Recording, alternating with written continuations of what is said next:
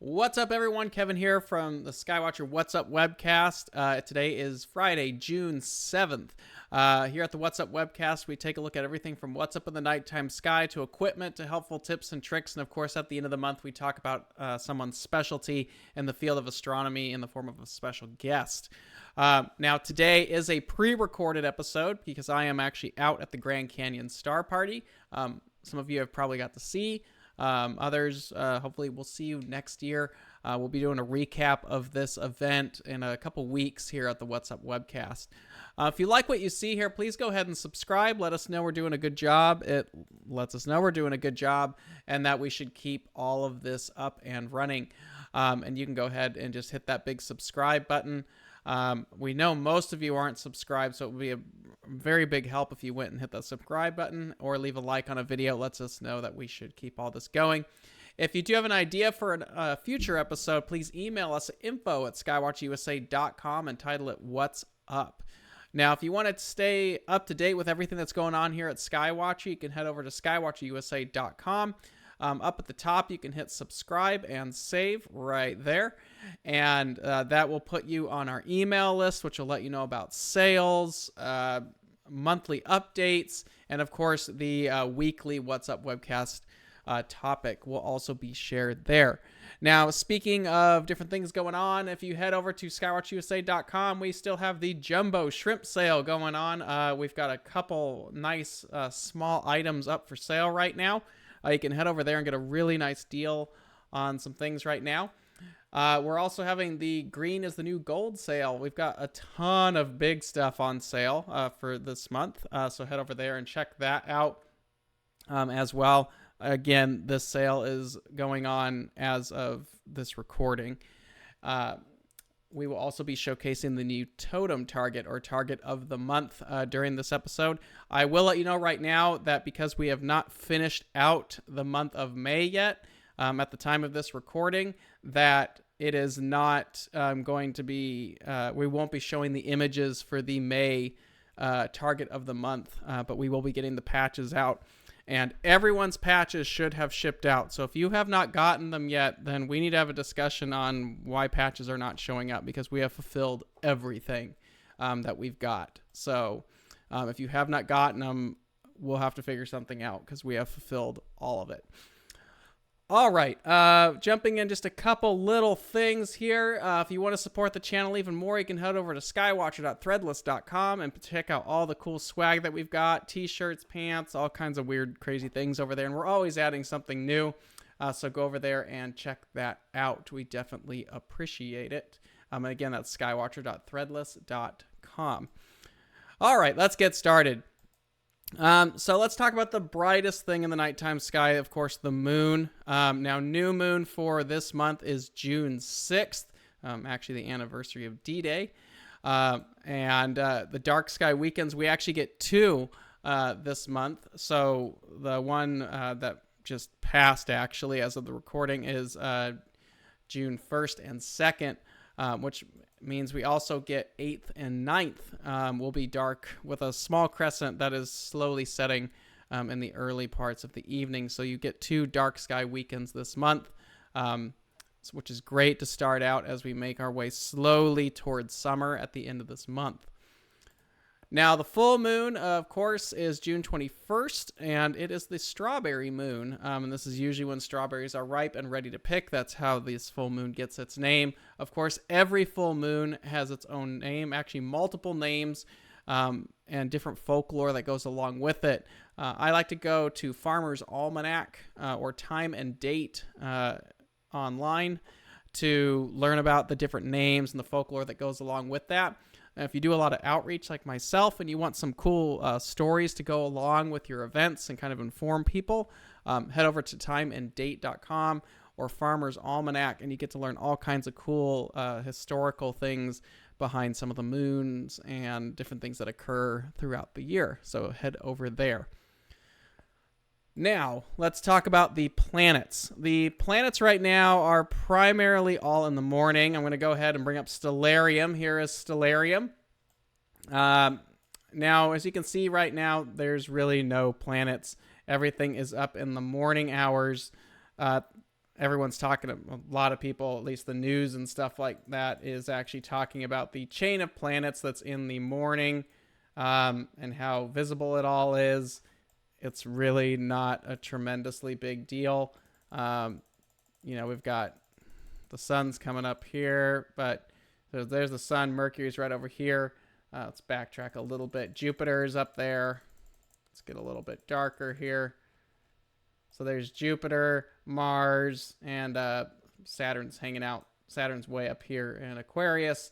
But, the news is making a big deal about this chain of planets in the nighttime sky. It's cool, but it's really not this big presentation of planets that I think a lot of people make it out to be, which is pretty common when you get the news involved in astronomy. I think a lot of us have been doing this long enough to understand they tend to make a big deal out of things that really aren't a massively big deal. But it's something cool. There's a chain of planets. But if you're into observing planets, you are up early in the morning right now. That is what's going on there. So there you go for planets. So again, if you're into observing planets, you're going to be up early in the morning. Now the sun right now, obviously the eclipses have all passed, but that does not necessarily mean that all the activity that's going on with the sun is over. Au contraire, the sun is moving into solar maximum for 2025 is when we reach solar maximum. So if you are into observing the sun, now is the time to really get out there and observing.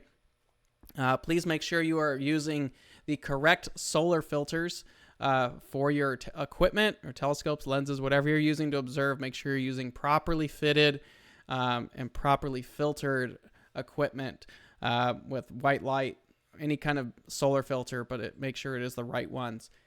Now, the most dynamic filters are, of course, hydrogen alpha, which is a narrowband solar filter. And if you're not familiar with that, we have a whole episode on solar filters from a few years ago. You can go back and check that out if you want to know more about the different types of solar filters, their uses and applications. Now, for solar observing, I like to go to Gong, or just type in Gong, G-O-N-G-H alpha, into the browser there, or Google, and it'll pop right up. And I like going after stuff like this. But you can see today there's a immense amount of detail going up there in hydrogen alpha. There's these humongous filaments that are just hanging out there. Major active region going on, and some very nice prominences. So hydrogen alpha is really the solar filter of choice if you are serious about observing the sun. White light is really fun when you're getting started. I can look at the sun, yay. And it's a nice thing to have in the arsenal or in the toolbox because you get to see sunspots and stuff like that. But hydrogen alpha solar telescopes or solar filters for the sun, not deep sky hydrogen alpha. They are very different animals. Those are ideal for observing the sun, and it shows the dynamics that you can actually see on our nearby star. So getting even a small hydrogen alpha telescope like a Lunt 40 or even like a Daystar Cork for an existing refractor is something I would highly recommend looking at, especially if you have not jumped into solar yet. It's very easy to adapt a telescope for observing the sun. So there's some cool stuff there, and I highly recommend picking up a hydrogen alpha solar filter because it really makes the sun a lot of fun to observe, and it changes all the time. Whether you're into imaging or just viewing, it's a great thing to have. And if you're doing outreach and you already have a white light filter, that's a great way to get started. But eventually I would recommend adding a hydrogen alpha filter and using them actually both together, doing one for white light, one for hydrogen, being able to show people different levels of the sun. But the sun is an awesome thing to observe, and the great thing about it is it's constantly changing. So it's not like a galaxy or a nebula, which has very little change over years. The sun is highly dynamic. So it's definitely now is the time to get out and do some observing. And as of course, today, the recording, this is not current as of the time this aired. But if you want to see what's going on, the link is right up here, or just type in GONG space H alpha into Google, and that'll pop that right up. And you get to see all the stuff that's going on there. So obviously not done today, because this has been pre-recorded about a week ahead of airing. But if you want to see what's going on in the sun today, head over there to Gong and check that out.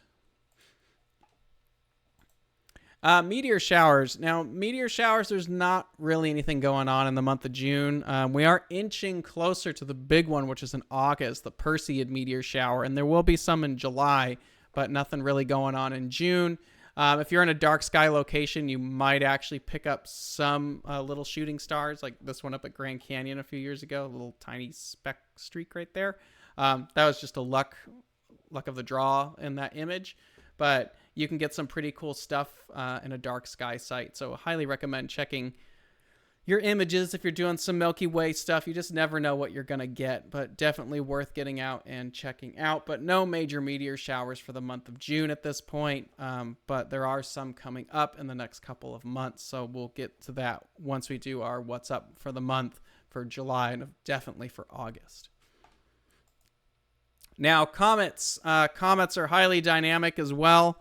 There's nothing major in the northern hemisphere, but there is some that we are keeping an eye on. So we're going to come over here and go to cometchasing.skyhound.com. Now, the big one right now is Comet 12P Pons Brooks. However, this has exited the northern hemisphere and is now with our friends in the southern hemisphere. So that one... Any cool images that come from that one will be coming from probably Australia, New Zealand, South America, Africa, regions like that around the world. But for North America, we kind of got that earlier this year and has now exited the northern hemisphere and gone to the southern hemisphere. Now, there are other ones that we're keeping an eye on, particularly right now is this one, C2023A3. Tushnian Atlas. I probably butchered that. I apologize. But this one is the big one that we're looking at. We're thinking it might become naked eye around September. So this is something that you're going to want to keep an eye on, is this comet. And you can always come back to cometchasing.skyhound.com and it will give you continuous updates on everything like that. But that could be really interesting as we move into fall of 2024 later this year. So we'll keep an eye on that. But there's a list of comets right here. You can go back and read through the notes and see what's kind of cool and interesting and up and coming. And then you can actually slide down here and it gives you notes on the comets, what their current magnitude is, where is it visible from latitudes. There's a lot of different notes here that you can actually see. So obviously the brightest one right now for the northern hemisphere is these 13P Olbers, which is currently in Taurus at 8.4 magnitude. So binocular, probably pretty good as a telescope object, something like that. But again, this C2023A3 is the one that we want to keep an eye on as we move towards the fall. So there's at least one that we want to keep an eye on for the time being. So that could be relatively interesting at this point. But there's all kinds of different all different kinds of comets here. And it gives you lists of, like, this one right here is best in a 6-inch or larger. This one needs a 12.5-inch or larger, so on and so forth. And it tells you if it's a northern or southern hemisphere target as well. So there's a wide range of things you can look for. Comets are fun because they're always changing. They're moving positions. If you're a big observer with larger aperture telescopes, there's something fun to hunt down that's a little different. If you're an imager, you never know where you're going to get that moment where the comet is trailing through some interesting deep sky target. So that's why it's really cool to keep an eye on the position of where a comet is going to be. So, like, for example, you can go here. Here's the finder charts. And, you can see this is going to go through Auriga. But there's some cool things that it might pass by, and you just never know. So this is where keeping an eye on those comets. You might get some cool, collections of images that you can actually get because it's passing by some interesting deep sky target as well. So it's good to keep an eye on comets because they're, like I said, they're always changing. They're very dynamic. You never know when there's going to be an outburst of one, which might make it brighter, might make the tail more interesting and dynamic. they change so often that it's great to keep an eye on what the comets are actually doing. So this is a good website for you to go check out and keep an eye on what is going on in the nighttime sky when it comes to comets. So that is cometchasing.skyhound.com. Now, deep sky. Now, right now we are technically still in spring for the northern hemisphere, and in early June, a lot of the summertime objects that we're very familiar with are not quite at their peak yet, unless it's later in the evening. So if you're going out to a star party and you're staying up through the entire night, June is pretty nice, especially as we start to move into midnight and after midnight when the Milky Way is nice and high. But honestly, July is a really good time for the Milky Way, as well as August, but it does get a little toasty depending on where you live. So right now, we're still in galaxy season. So a lot of what we're talking about right now is galaxies. Now, the big one, and I think that's really popular right now, is obviously M51, the Whirlpool galaxy, about 31 million light years away. This takes dark skies to actually get. It is not easily seen from the average backyard, and if you can see it, it's a very faint little puff. And for as bright and easily photographable as this galaxy actually is, it's a lot more challenging than people make it out to be visually.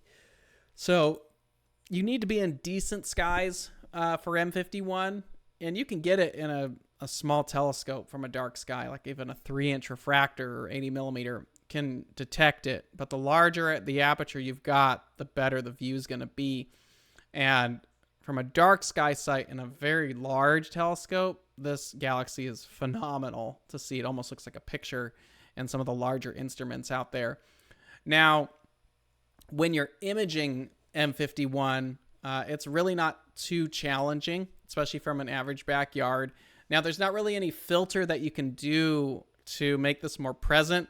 The best thing that you're going to want to do is probably eliminate the light pollution to the best of your abilities to help it pop out and kind of reduce that gradient a bit from a nearby light source of some kind. So using like an L Pro filter or, an astronomic CLS, or a lot of these average light pollution filters that are out there, is very helpful. But there's not really a galaxy filter per se that really helps with galaxies because they're fairly broadband targets. Now, M51 does have a lot of H2 regions. H2 regions are star-forming locations, kind of like M8 here in the Milky Way, the Lagoon Nebula. And the M51 actually has quite a few of them in its spiral arms. So if you're shooting monochrome, it might not be bad to add a little hydrogen alpha data to this. Spend a couple hours getting some H alpha data to blend into your color data, which we've actually talked about in the past. And that'll help pop out some of those H2 regions. Now, one of the biggest issues you're probably going to find with this galaxy shooting from in town is this extended dust regions that you see out here. Those are going to get affected quite a bit when you're talking about shooting this in town. But from a dark sky location, it will not take much to pop out those little dust trails that are coming off the galaxy there. So something cool to see. But that is M51, the Whirlpool galaxy. Now, on the other side of Ursa Major, the Big Dipper, is another set of galaxies, M81 and M82. These galaxies are much easier to see, and if you're just getting started, or if this is like your first year observing and you really haven't dove into galaxies yet, these are probably some of the first ones that you will probably catch. M81 and M82 are fairly easy to see from even a basic backyard. They'll look like little gray fuzzies, but in a dark sky sight, they look crazy. And especially if you add more aperture to it, you can see the spiral arms in M81 without much effort. M82, the cigar galaxy, will have a lot of structure to it. There's a lot going on with them, but dark skies are always beneficial when you're doing observing. And make sure you take the time and slow down. We talked about this last week when we had John Davis on, a friend of ours. an animator and an astrophotographer on, we were talking about how important it is to actually observe objects, sit and observe and take it in and enjoy it. I would really pressure anybody to do that, especially if you're an imager and you don't take a lot of time understanding your objects. Stop, slow down, read about it, look at it if you have a chance. There's a lot going on in this region as well. Let me go to the full frame here. But you can see there's a lot more than just galaxies in here. There's a ton of this intergalactic flux nebula, or IFN as it's known, is all this flowing wisps and stuff around these galaxies. It's really kind of impressive to see it in an image. Now, visually, I've heard basic reports of some people seeing it, but you have to be in an immensely dark sky site. And everything just has to come together for you to see IFN at all. But for the average observer, being able to see the spiral arms and some of the background galaxies is quite nice. Now, imaging-wise, there's a lot going on, particularly back here in M82. M82 has this crazy structure in the middle of it, which is very prevalent in hydrogen alpha. So again, this would be a collection of galaxies that I would actually recommend you go back and throw some hydrogen alpha detail in. Or if you're going to be out to dark sky sites, getting a really, really deep luminance channel, which you see here, will really benefit you when you do the color, because there's so much going on in this region that the cameras are going to be able to pick up that it gets really, really quite impressive. So this is M81 in the middle, M82 off to the left, and as you can see, there's little galaxies everywhere. And then there's a lot of this nebulosity going around in this region as well. So this was taken with an Esprit 150 in a ZWO 6200. So easily doable, you know, with a 533 or a 2600 or, you know, very similar cameras in a dark sky site. You don't need a big telescope to get rich detail like this. Just a decent set of exposure times and just sitting there on that target from a dark location makes a world of difference. So definitely recommend getting out there and checking all of that out. But that's M81 and M82. A set of galaxies that a lot of times will actually fit in the same field of view as most for most telescopes. So it's kind of a 2-for-1, about 12 million light years away, and not that difficult to do for even basic observing. And it's a good way to get familiar with galaxies this time of year. NGC 4565. This is a highly recommended galaxy in Coma Berenices, about 50 million light years away. You do need dark sky sites for this one visually. It's a big galaxy, though. And it's one of those galaxies where every time I actually observe it, I'm always blown away with how big it is in the eyepiece. This is very similar to the Sombrero galaxy M104 in Virgo, which is an edge-on spiral, just like this one. However, M104 is rather small in comparison, where the needle galaxy here, 4565, is quite large in the eyepiece. So don't let this one go by, especially if you're going to be in a dark sky site and you have a telescope that's 6 inches or larger. It's an impressive one to go after, and I highly recommend checking it out. It really does look like a UFO entering the view when you see it. It's really quite impressive. And it's not that difficult to go after. There's a lot of us, when we just get started, we kind of stick to the shallower end of the pool, messing around with the Messier objects, which is great. The Messier objects, 110 objects that are fairly easy to get in most telescopes. But just because it's an NGC target doesn't necessarily mean that it's highly unobtainable. There's plenty of NGCs out there that are easy to get. This one is one of those overlooked ones, and it's not too far from some of the brighter galaxies that are actually within the Virgo cluster. But there are other galaxies that are more well-known and easier to see. But if you go to a star party and you talk to anybody who's got a fairly decent-sized Dob, I would say probably a 12-inch or even larger, a lot of the owners of those large Dobsonians will have this memorized as a target to go after. So if you're attending a major star party this summer and you see someone who's got a 16, 18, 20 inch or larger telescope, see if they'd be willing to look at NGC 4565 and show you. I've seen this in a 20 inch. I've seen this in a 25, my 28. I've seen this in a 32 and a 36. And they all are very nice views. So definitely take a look at it. Or if you're going to be at a star party and someone's like, what should we look at?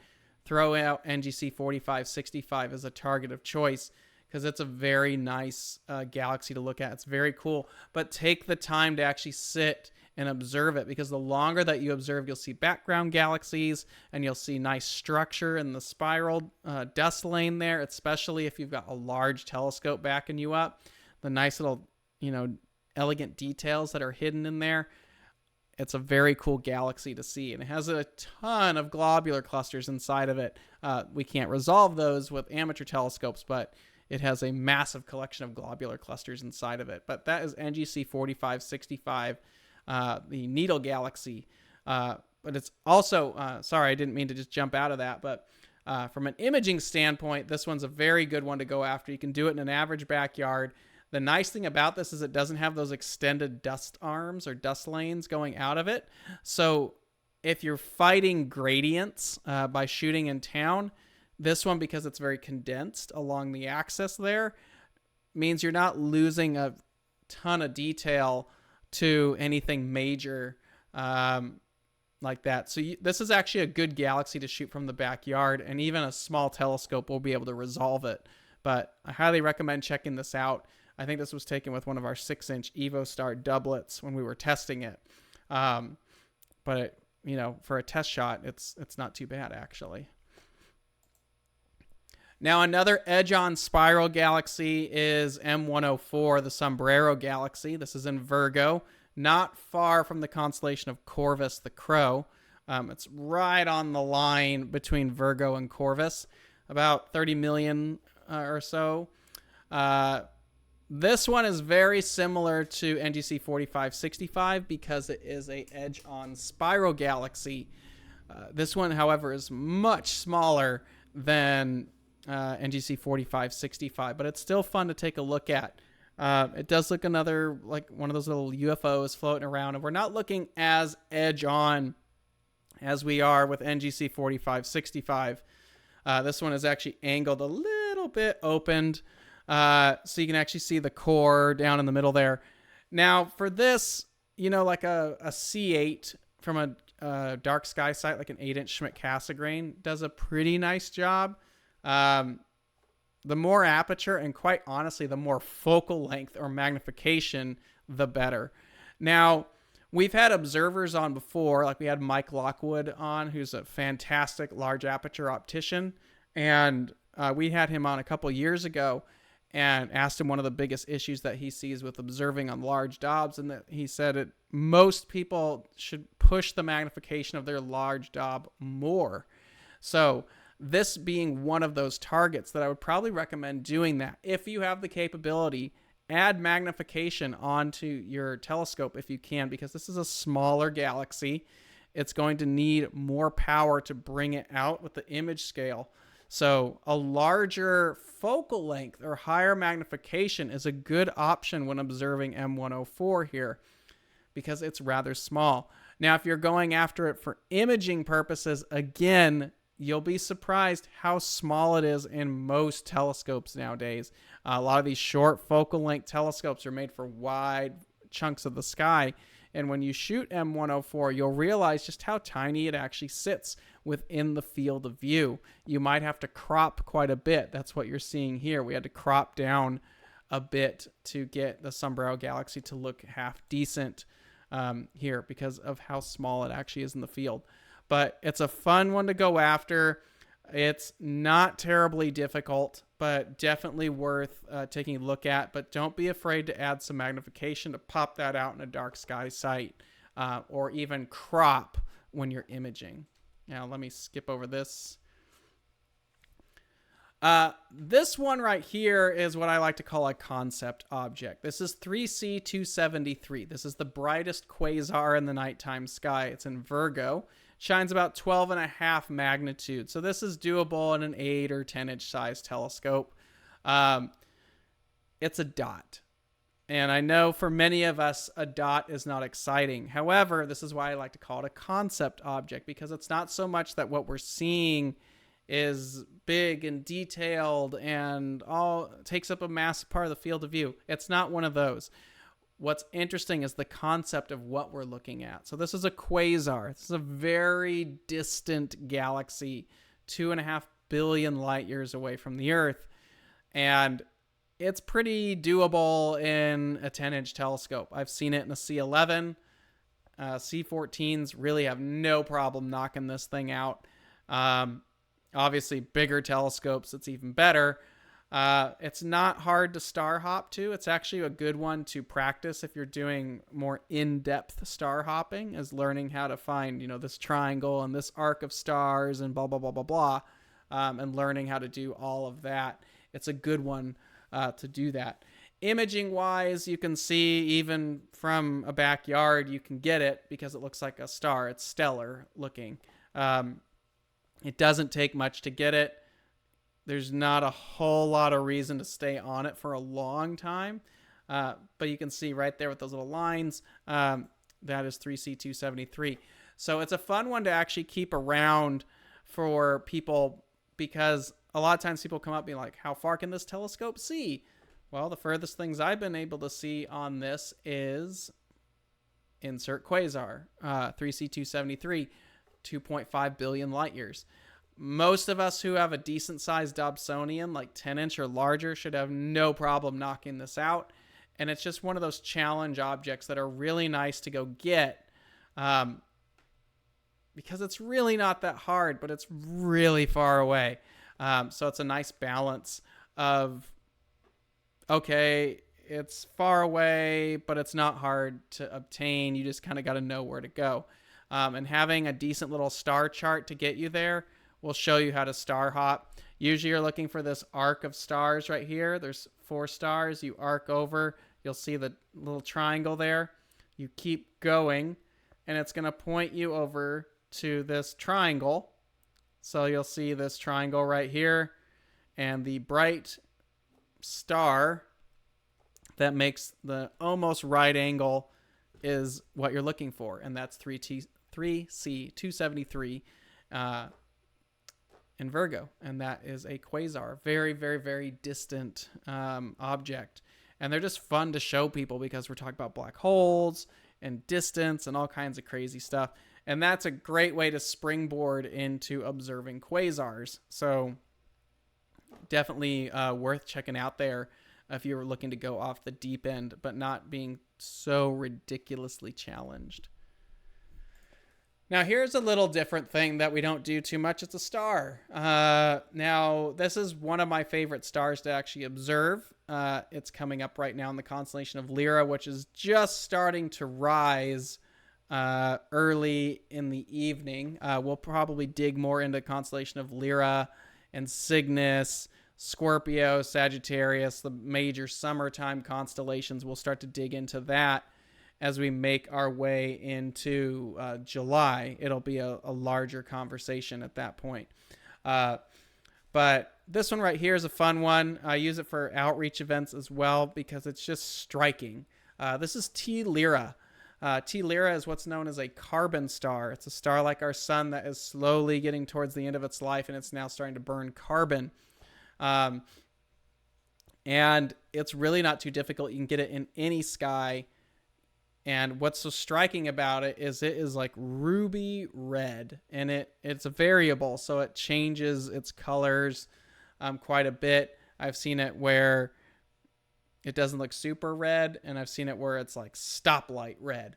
So it's, like I said, it's very, very striking star to see in the field.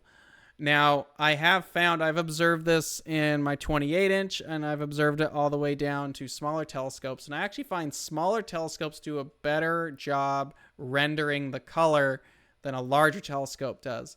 A larger telescope with more aperture washes the color out a little bit, and you lose that, really dark red that you're looking for.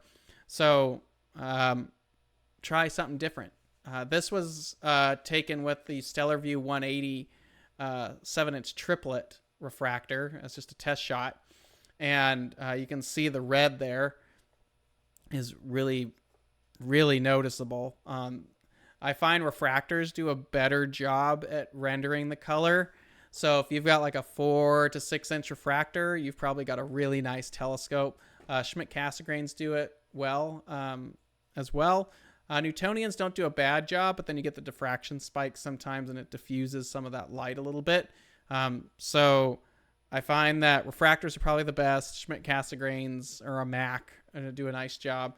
Like I said, Dobsonians and Newtonians aren't a big deal, but I find the other telescope designs are a little bit better. But it's a really cool star, and that opens up a whole nother type of object to observe, which is carbon stars. And they're all over the sky, and they range in color intensities.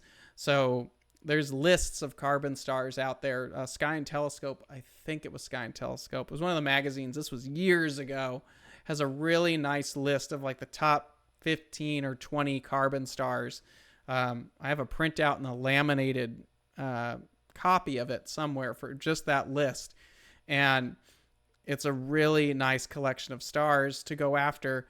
T Lyrae being one of the reddest stars on that list. Now, if you do outreach again like myself, this is a really cool object this time of year to show people because it's just so striking. You have all these little dots in the field, and all of a sudden your eye just locks on to this ruby that's in the center of the field of view. So it's a really cool star to go after. So T Lyrae is another cool target to go after.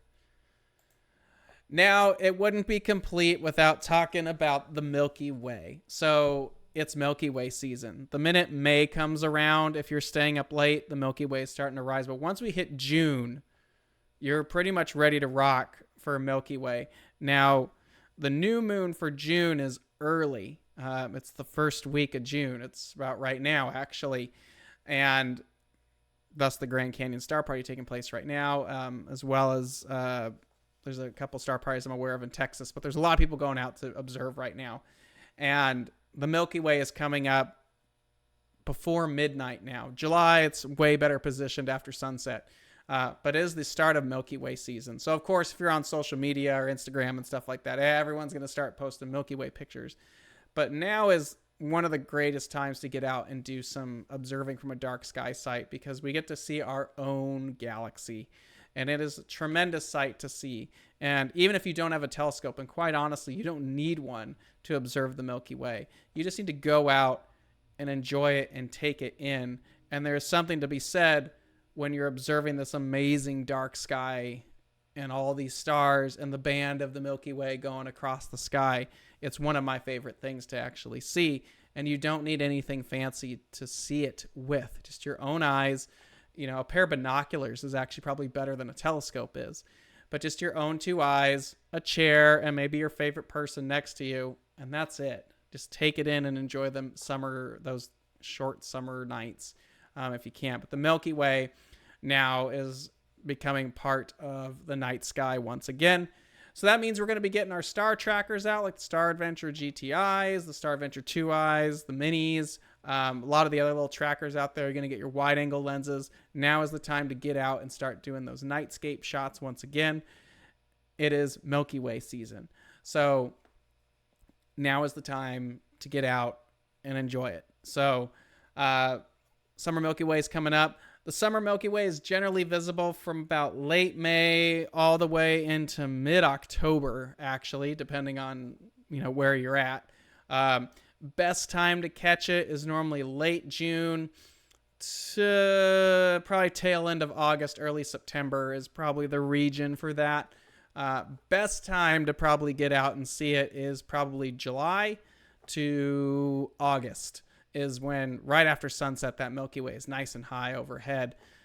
This was taken from the Grand Canyon. This is actually moonrise over the Grand Canyon from Mather Point. This was taken a few years ago during the Grand Canyon Star Party. It is a mosaic using a Sigma 14mm f1.8 lens, and it's stitched. It's a panoramic. But you can see the southern part of the sky over here and the northern part there. You can see the double cluster right there. There's M31. This is the moon rising over there. And then, of course, the beautiful core of the Milky Way with the lagoon. I want to say this was when Jupiter was up. I think that's Jupiter over here.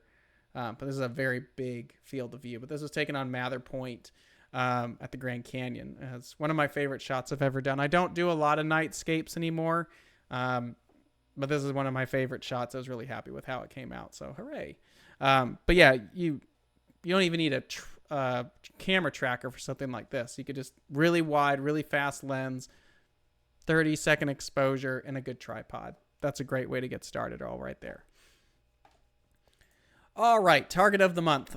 This was for May. So target of the month was Abell 35. This was a planetary nebula, and it's very deep in hydrogen. So I'm eager to see what you guys have shot, and we will get the list compiled and send out patches once we get that compiled in the next couple weeks. But this was our target of the month for May 2024. Now, as of recording this is the last couple days of May. The time to send in your images has not been closed yet. So I didn't want to put any images in here. And like we said before, we're not showing every image anymore. There's just Totem's getting big enough now to where we just can't show everyone's images anymore. So, which is great. But this was the target of the month. So we will be getting your patches out to you. So just be patient. We'll get those going. But yeah, because we're not showing any images, because this is a pre-recorded episode and the entry period has not closed yet. But we are still doing we're about halfway through now. So if you go to skywatcherusa.com, media, target of the month, this is the 2024 patch. But we have the Totem imaging contest right here.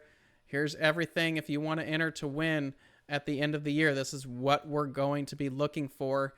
First place gets a $3,000 credit to the Skywatch USA website to buy any Skywatcher hardware you might want. Second place is $1,000 and third place is $500. So enter your best images, because we're going to take all of that in and give that over to our guest judges, and we will pick the image of the year, the top 3 images. We will go through, we will compile each month, pick the best ones of the months, and then we'll send that over to our judges, and they will pick the top 3 images, and you will win one of those 3 prizes for a credit on the Skywatcher USA website to get some kind of cool Skywatcher gear. So we're about halfway through the month, or halfway through the year now, for Totem for 2024. All right. So June 2024, we are going to be doing the EYES galaxy, or galaxies, I'm sorry, NGC 4435 and 4438. This is up in Virgo. It should be high enough for a large majority of you to get. We try really hard to make sure we figure out a target that best suits not only the the United States, but also our Canadian regions as well, because Skywatch USA technically handles both. So we want to make sure that it is fair. So this should be high enough for a lot of you to be able to get, even up in Canada there. So good luck with this one. It is a galaxy, so there's no filter that can really help you here, but it's not so terribly difficult that you can't get it. Don't be afraid to push those exposure times. I've seen a lot of entries come in, and some of you try to finish all this in one night. I understand if you can't get out and do multiple nights, but even from your backyard, don't be afraid to do longer times to get more image through, just to see what you can get. But yeah, this will be our 2024 for June target of the month. So really looking forward to seeing what you guys get to shoot for this one. All right, everyone, that's pretty much it. We are finishing a little bit early for this episode. Usually we have a lot of questions and stuff pop up because this is pre-recorded, went a little bit faster. But if you like what you see here, please go ahead and subscribe. Leave a like on a video. If you have an idea for a future What's Up Webcast episode, email us at info@skywatcherusa.com and title it What's Up. But that pretty much wraps up the June night skies. Now, next week, we will be back live once again. It will not be pre-recorded. It'll be live again next week. And we're going to be choosing a Dobsonian. Now, because it is summer, there's a lot of cool objects up. Aperture is your friend when we're doing deep sky stuff. So we're going to be talking about everything from small little tabletop telescopes to massive truss Dobsonian telescopes and everything in between. So now is the time. If you've been looking at a Dobsonian or maybe you've been looking at upgrading, we're going to dive deep into that and talk all kinds of specifications and what to look for and all kinds of fun stuff. So stop on by and we will be checking that out next week. It's a topic that I know a bunch about because I've done it myself. And hopefully it'll help some of you to choose your next telescope. All right, everyone. Thank you very much for watching this week's What's Up Webcast. We certainly appreciate it. We will see you again next Friday, live once again. And please have a safe weekend. Clear skies. It is a dark weekend. You can get out and do some observing, do some Milky Way photography. Have a great weekend. Enjoy it. And we will see you guys all next week right here at the Skywatcher What's Up Webcast. Thanks very much, everyone. Clear skies. See you later. Bye.